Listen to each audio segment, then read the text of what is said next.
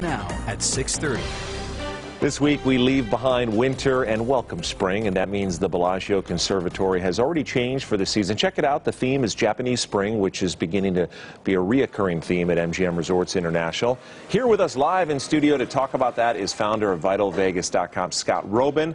And Scott, MGM definitely making a significant and concerted effort to really woo tourists from Japan. They are wooing tourists, but the bigger issue is that MGM Resorts wants to open a casino in Japan. Yes. They want to be one of the licensees, so they are really going out of their way. The conservatory has had Asian-themed displays before, but this is very clearly Japanese.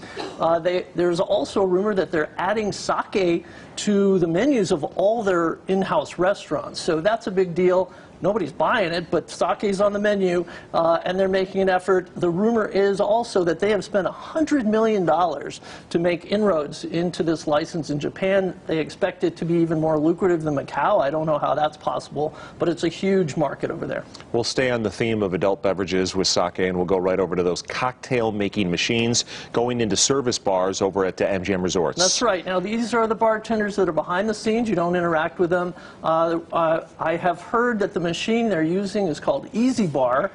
The price is $30,000 for each of these dispensers, but that's about half the cost of a union bartender for a year. So it's a definite cost-saving measure. It's going to displace some bartenders, but they say they're just going to move them elsewhere.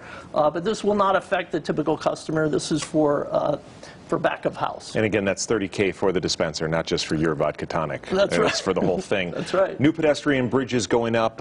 Where is the location on these? Yes, well, this is just going up in front of Italy, in front of Park MGM. I thought it was noteworthy because these pedestrian bridges kind of change the flow of traffic, and this is going to go across to about where the Hard Rock Cafe is, and so there'll be a new way to get to Park MGM, which is going to be very thrilling for the folks at Park MGM. And with those packed crowds over at Italy, kind of needed as well.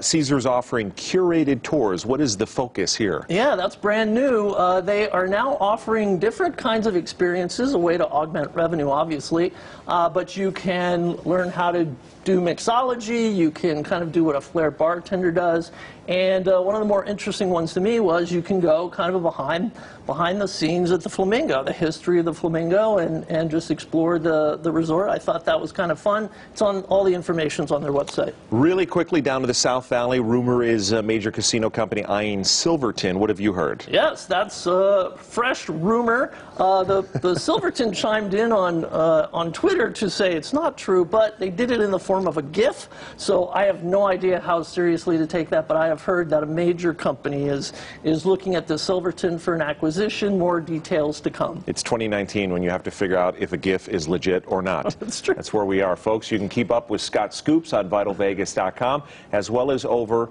on Vital Vegas on Twitter. Ted and a coughing Christiane are here live. Christiane, you're toughing it through. That was on Vital Vegas, too. Sorry. Scott picked it up first.